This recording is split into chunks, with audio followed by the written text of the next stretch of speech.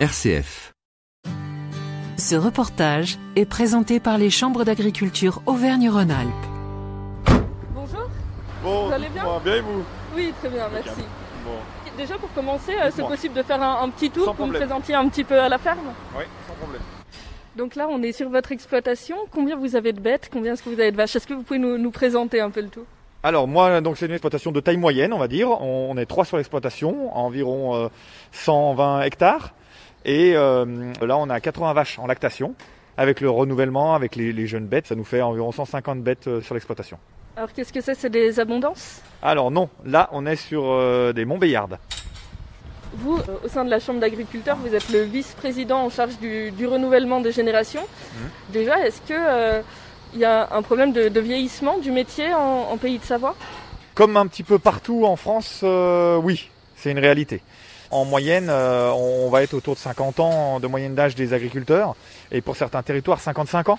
Comment ça se fait que le métier ait des difficultés à attirer les jeunes? Est-ce que c'est un problème d'image ou alors est-ce qu'il y a des points qui peuvent les bloquer, que ce soit du point de vue administratif, financier? Qu'est-ce qui bloque les jeunes? Sur les points un petit peu qui bloquent, on a beaucoup de jeunes qui veulent s'installer, mais qui ne trouvent pas forcément de foncier, ou alors qui veulent rentrer même sur une structure existante, sur un GAEC existant, et que pour trouver un peu plus de foncier, c'est difficile. Qu'est-ce que fait la Chambre d'agriculture à ce niveau-là? On fait des audits pour voir un petit peu sur le territoire où on en est au niveau du foncier, et après, on met en place des plans d'action. Et là, on met en place un plan d'action qui s'appelle donc le comité local à l'installation et au foncier, c'est-à-dire qu'une exploitation qui va se libérer, il faut le prendre bien en amont pour anticiper ce que va devenir son foncier et le futur de son foncier. On met les porteurs de projets et les agriculteurs du secteur autour d'une table et on voit un petit peu comment se partager au mieux ce foncier. Par exemple, cette année, il y a 500 jeunes qui nous ont appelés, enfin jeunes ou moins jeunes, parce que maintenant il y a des gens qui font une reconversion aussi. Un jeune agriculteur, c'est jusqu'à quel âge quand on parle de jeune agriculteur? On va pas dire d'âge, il y a des gens qui vont se vexer. Non, mais jeune agriculteur, pour avoir la dotation jeune agriculteur, c'est jusqu'à 40 ans. Mais moi, je préfère parler de porteurs de projets. Comme je vous dis, on a 500 porteurs de projets qui sont venus cette année au point accueil installation. C'est que le métier attire. 500 porteurs de projets, ça me semble quand même être un chiffre important, non? Oui, 500 porteurs de projets, c'est important. Par contre, pour vous donner un ordre d'idée, il y a des gens qui ou repoussent leurs projets parce que ils se rendent compte, par exemple, qu'ils n'ont pas trouvé de foncier ou autre, ou alors que le temps qu'ils fassent les formations. Grosso modo, on installe une centaine de jeunes par an. Et après aussi, on a le point accueil transmission. Alors, est-ce que je peux vous demander de définir, parce que c'est des termes très précis pour vous, mais la différence entre installation et transmission? L'installation, c'est le porteur de projet qui est en recherche pour s'installer sur une ferme individuelle ou en société. Et la transmission, c'est le cédant. Donc la personne qui ou veut changer de vie et veut repartir sur autre chose et qui veut céder son exploitation. Ou alors la personne qui arrive en retraite, tout simplement, et qui doit aussi céder son exploitation ou céder sa place sur un GAEC, c'est un groupement d'agriculteurs, au sein d'une société. Et dans ces cas-là, est-ce que c'est le cédant qui choisit à qui il va laisser son exploitation? Alors bien sûr. Bien sûr, alors ça c'est sûr, c'est pas nous qui allons imposer, nous allons proposer au cédant.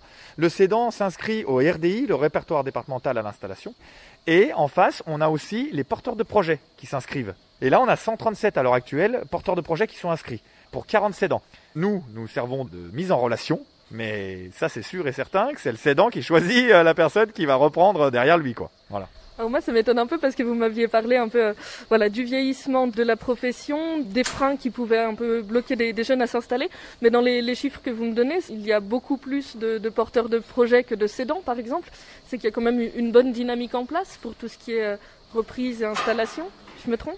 Alors non, vous vous trompez pas, mais vous m'avez demandé tout à l'heure les points négatifs, donc je vous les ai donnés. Donc oui, c'est vrai que c'est une réalité, on a quand même une dynamique qui va dans le bon sens.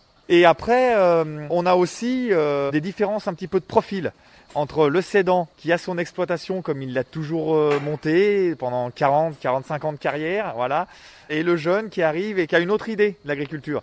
Alors on a une bonne dynamique, on a beaucoup de jeunes qui sont là pour reprendre des exploitations agricoles, mais il faut que tout ça s'imbrique l'un dans l'autre.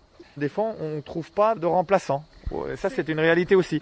Alors, vous avez parlé à plusieurs reprises de la dotation jeune agriculteur. Est-ce que vous pouvez nous présenter un peu ce dispositif? Oui, donc c'est une aide financière pour les jeunes porteurs de projets. Grosso modo, c'est un contrat qu'on passe avec l'État, où nous, professionnels de l'agriculture à la Chambre d'agriculture, On dit, ben voilà, le jeune, eh ben, il lui faut ça pour s'installer. Et après, il passe à une commission où on valide tout ça, si le projet est viable.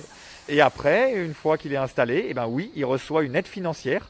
Alors à lui, personnellement, le met où sur son exploitation, ou alors si besoin pour aider pour son logement ou autre, quoi. Voilà. Merci beaucoup. De rien. Bah, bonne journée alors. Merci à vous aussi.